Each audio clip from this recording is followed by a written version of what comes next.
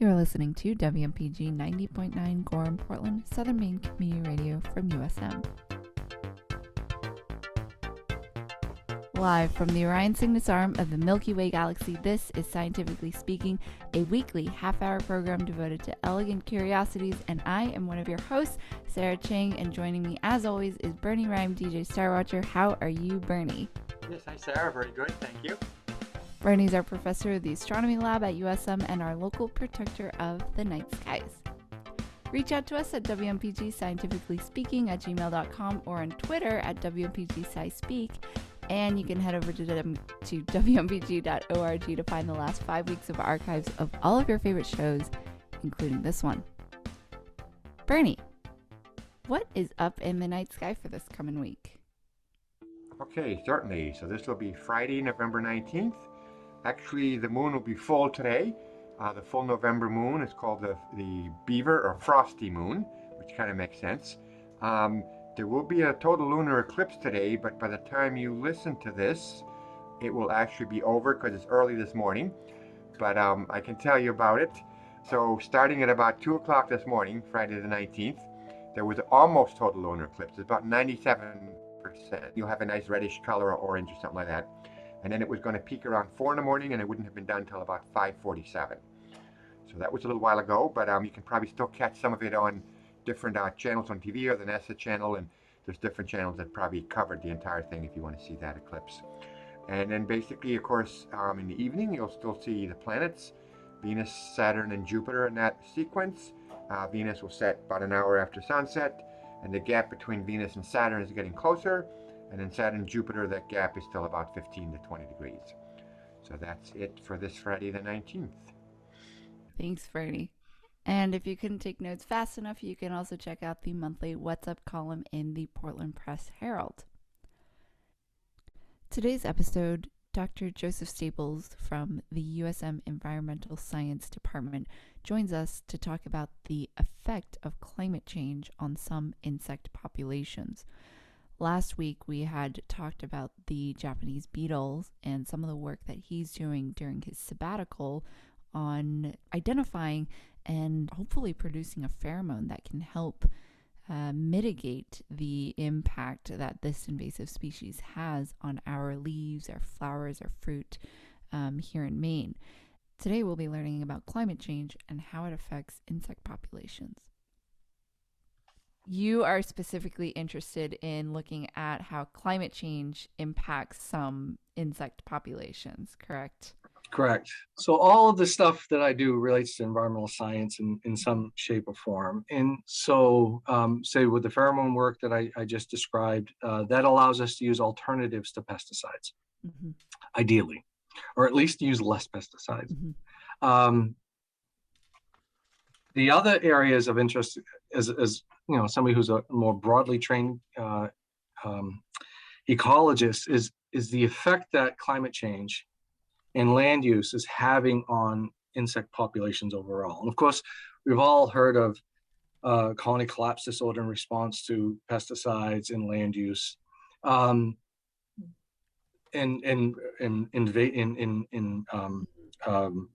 parasites such as the varroa mite. But I'm interested in what's happening in wild populations of insects, and so I have done some work with colleagues here on bumblebees through all the UMaine campuses actually.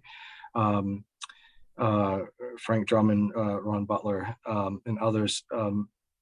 We were looking at just characterizing the population dynamics of bumblebees in Maine.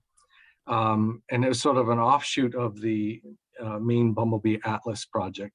I've hosted a couple of those training sessions here at USM in Gorham. And we were looking at what particular flowers and such the bumblebees were inhabiting. So we're looking at, how different species of flowers and the diversity of flowers may influence bumblebee populations. And then just looking at how they may have changed over time by comparing our results with historical records and what have you. And so the reason I'm interested in that is I was a minor player in that research. I did a bunch of the field work in southern Maine and did some chemical work as well. So I talk about that a little bit. But the reason I'm interested in that is things like the bumblebee are, for all intents and purposes, you don't tend to see these in the tropics, right? They tend to be a cold weather species. And so what's happening is we're seeing declines in bumblebees and insects across the spectrum. We can come back to that topic as well. That's coming in where there's reports of it around the world. There's always some caution with this. But we're focusing on just bumblebees. As a cold weather species, if you think about what's happening, is the temperatures in the south are hotter, right? And it's getting hotter and hotter a little further north for a little bit longer each summer. And so what's happening is we're collapsing the range of this cold weather species. And so the reason I say we're collapsing, you'd be like, well, why don't they just move north? Why don't all the bumblebees go to Canada where it's nice now, right?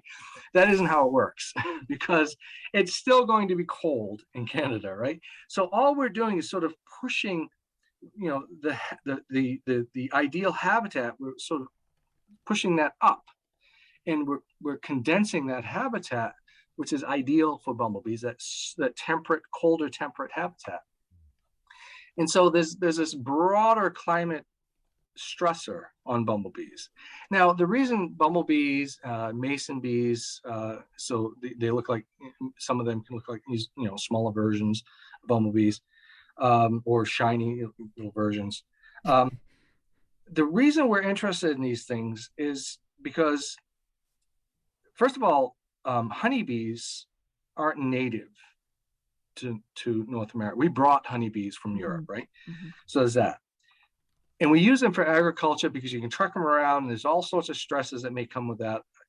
But bumblebees have been here and been excellent pollinators, especially for things like blueberries and such, for millions of years or something, right? So they're already an established, very effective pollinator. And guess what? They do it for free. they do it for free. And so we want to make sure that even though we rely on honeybees for a lot of agricultural crops, that we maintain our background of native pollinators as much as possible. And so I'm interested in looking at I want to continue on looking at not just the chemical stressors, but also some of the physiology of bumblebees. And so one of the projects that we started developing in my lab, we're in the early stages of this now, is to look at what happens to the metabolism and the flight characteristics of bumblebees when they've been exposed to different kinds of pesticides. And that was inspired by work that I did when we were doing this project. We were sending off our samples for analysis to labs outside the state. But I did some chemical analysis. I just got some of the early equipment I had in my lab set up, GC mass spectrometer and such. So I said, let me just run some of some of the pollen that we were collecting from these bees. And I discovered in a few bees, I didn't have time to do a major study on this, but I discovered a few of them had I couldn't figure out where these chemicals are. They didn't seem normal to me. So I just sort of wrote that down. When you're doing science, you have an expectation, right? There's a predictability if you've been doing it for a while. I didn't know where these chemicals were. And then, so finally I had an afternoon and I said, all right, let me look these up. So I started reviewing some of the literature and I found that these chemicals were common breakdown products or degradation products from fungicides that people spray on, typically ornamental plants or in, where they're growing lots of ornamental plants together. And so I was like, oh, that's interesting, but where would they be getting them around here? And people may be using it. I actually still don't know the answer to that.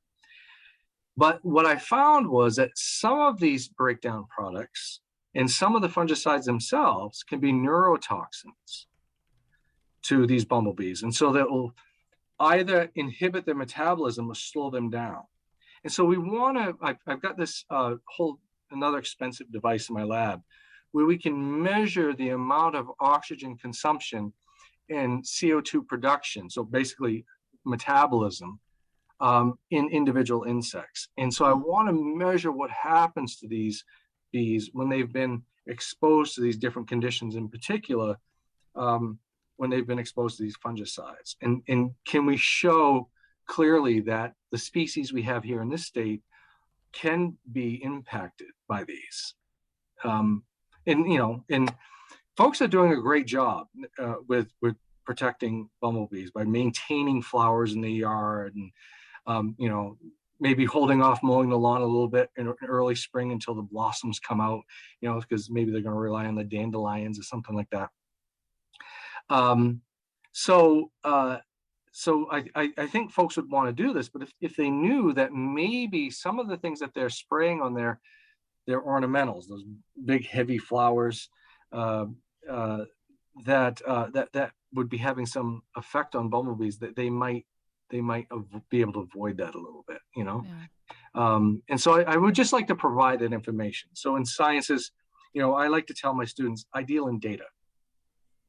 And I provide that to the public, and then it's up to the public and policymakers to decide what to do with it, Mm-hmm. to act on it.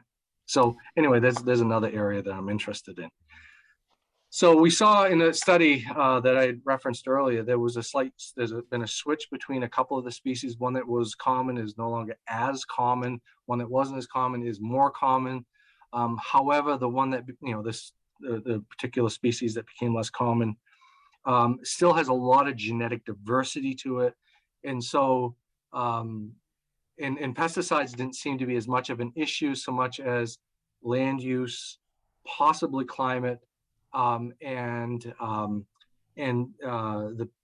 the parasites that may have been introduced through honeybees. Mm. Yeah. Wait, parasites introduced through honeybees? So different types of parasites. Probably the one you might be familiar with is the varroa mite, and there are others that could have jumped from colonies of honeybees into these natural populations of bumblebees, because they pollinate the same flowers, they hang out together. I see them partying together on my flowers all the time. Yep. So Dr. Stables, last time when we talked about the invasive Japanese beetle, I don't think I realized that honeybees were brought over. Would you consider them to be like a positive? You're setting me up. I can tell right now. No, I know more than I would apple trees, right? I mean, they're naturalized. They're part of our system now. Did they have an impact? I can't imagine they wouldn't have. When you saw the native peoples, or the first peoples, down around Jamestown, when they first brought over some bees, maybe if that's when they did it, they were probably a little sad because it's changing things. I don't know how they felt, but I would have noticed that, because that's what I do. But they do compete with native species. It's just the way it is. And we have to decide whether we think that's a problem or not. But of course, they're also fundamental, honeybees, that is, to $1 billion industry. Right. And we couldn't, I don't think we could truck bumblebees around that way. So honeybees do a lot of good work. And so, yeah, I think that they're here, and I guess we could call them naturalized. It's our built environment. They're no more invasive than we are, right? Or our cats and dogs. Worms as well, by the way. Worms aren't something that's native to North America. There's a couple species down south, but we brought worms from Europe. What? Yeah, and apple trees. I mean, seriously, these things are everywhere. Yeah. Wait, worms? Worms. There were no other worms. No. When the Jamestown settlers came over with their potted plants, they brought worms with them. And worms just sort of spread out and did their thing. And people intentionally introduced worms as well. Just like we introduce stuff all the time. Knotweed, Japanese knotweed or bamboo, we call it. Yeah. That sort of stuff. 80% of the flowering species you see along the side of the road, some estimates, those are non-native species. Queen Anne's lace and things like that, they look wonderful. They've become part of this system, Yeah. and we've changed it. The forests that we see here today are very different than what the Europeans first discovered when they came here. I mean, there was a different dynamic between the peoples of North America before the Europeans came over, moving nut trees around and huckleberry. And so they would work with, they were part of the system, moving different food sources, so that when they went from winter, overwintering areas to summer areas, that there was always something to eat in that category, right? We brought worms and all sorts of things, different tree species. Fascinating. Yeah. Wow. Our forests today look a little bit more like European forests than they did before we got here, right? And we see a lot of change in our forests. We see chestnut blight devastated what was just south of us. Chestnut trees represented 1 in every 4 trees. And now, they're still around, but chestnuts don't grow to these massive things. Dutch elm disease. I was a kid when we were still cutting those down. Look at old pictures, by the way. How many Elm Streets have you seen besides Nightmare on Elm Street? Right? So there's quite a few out there. Yeah. But I challenge you to see if you can find an elm on one of those streets, right? Because they died off because of the introduction of Dutch elm disease, which was a fungus that was vectored by a bark beetle that would feed on the elm, and then introduce that fungus that would then become a pathogen for the elm, right? So, but you look at, so this is what I want you to do. If you can find old Main Street pictures of old towns in Main Street pictures, and you look for these trees that look like these giant umbrellas, I bet you those are going to be elm. You're going to see these wonderful, beautiful old elm trees. They're just lovely old trees. And then, we still have some European elm. There's an elm outside of USM here, but our elm are nothing like they used to be. They used to be majestic. Yeah. Wow, that's sad. Yeah. It's like a changing landscape from all of this. Yep, it really is. Wow. It's all changed a lot. Yeah.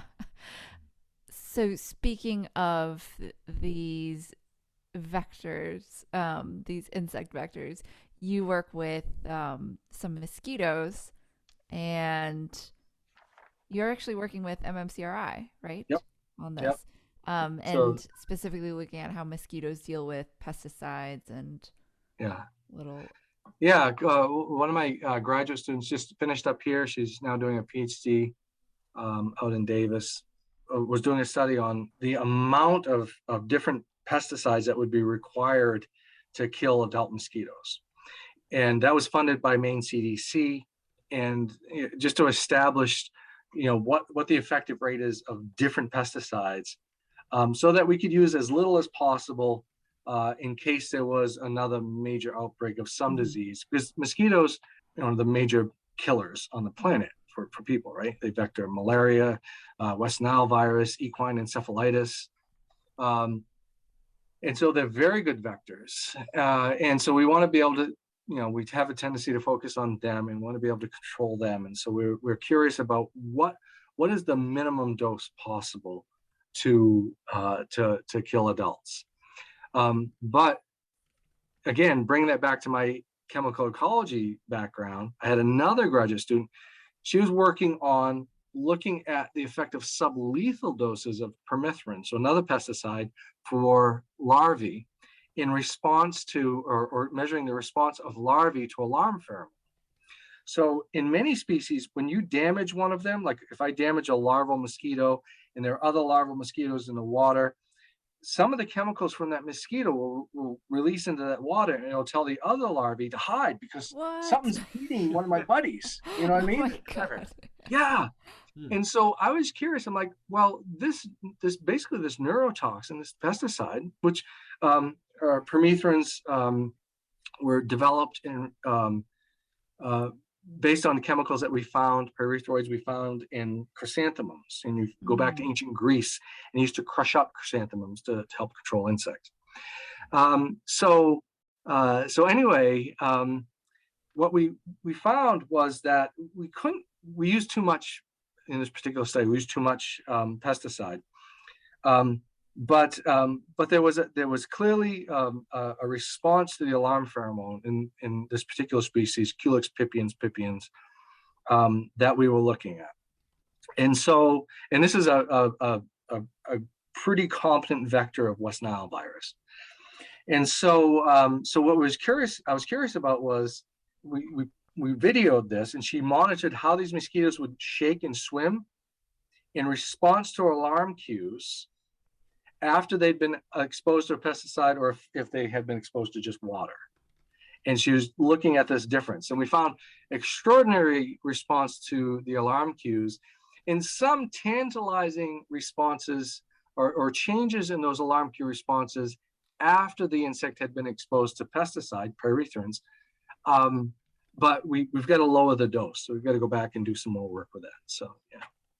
But what this gets to is that little bit of pesticide we spray out on our flowers outside, or to kill that hornet's nest that runs down into the streams, may actually have an influence on the behavior of insects in the stream. You know, I saw this again when I looked at a pesticide, an organic pesticide. We exposed larval dragonflies to this. And so the dragonfly, it's labrum, which it has this mouth part that reaches out and grabs prey. It extended out and it looked horrible. These things didn't seem like they were surviving this pesticide. And then what we found was when we took them out and put them into water, they recovered, because they're big, hefty aquatic insects in their later stages. And so what I think is the take-home message from that is that even if it doesn't kill the insect, if it stops it from moving, that insect is easy prey. So a fish can come and eat that insect. And so you could have this indirect effect on insect populations just by slowing them down, you know what I mean? Or affecting their behavior. Yeah. So that's pretty out there right now. We're still trying to develop some of those projects. So interesting. So so are you getting to a point where you're gonna figure out how we can eradicate mosquitoes? I don't think that's a goal, though, right? No, they're a fundamental part of our ecosystem. In fact, male mosquitoes don't bite, right? They are a major pollinator.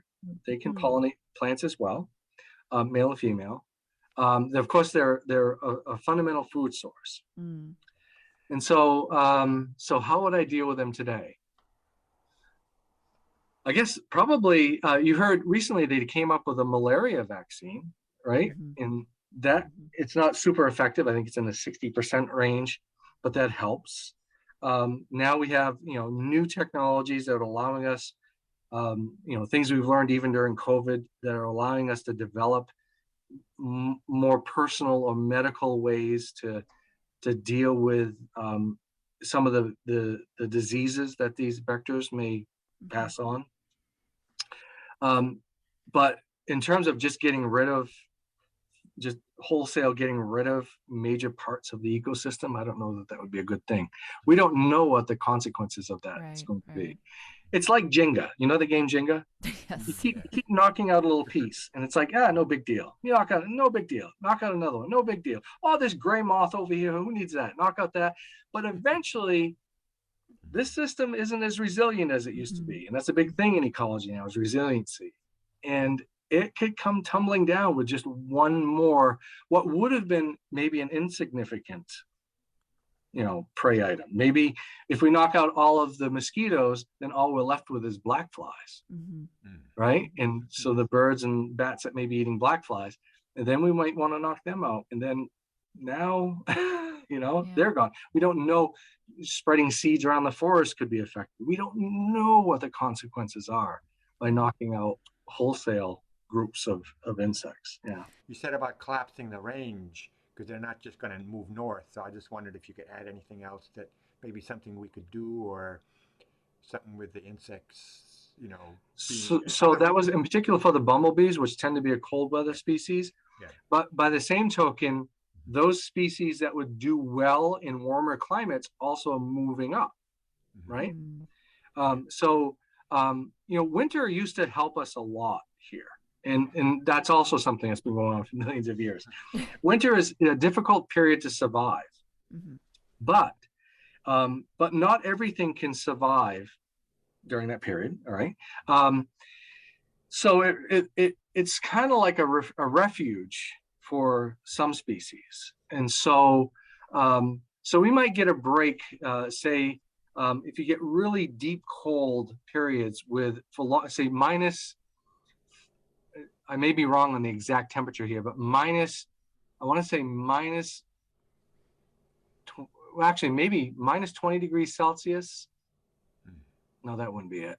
Maybe it's minus 5 degrees Celsius for a period of 5 days for the hemlock woolly adelgid can reduce its populations. And that's an adelgid, that's a species that's now moving up. It's also an introduced species, first introduced, I believe, in North Carolina, that is devastating hemlocks south of us. Now, hemlocks are a tree species that we have around here.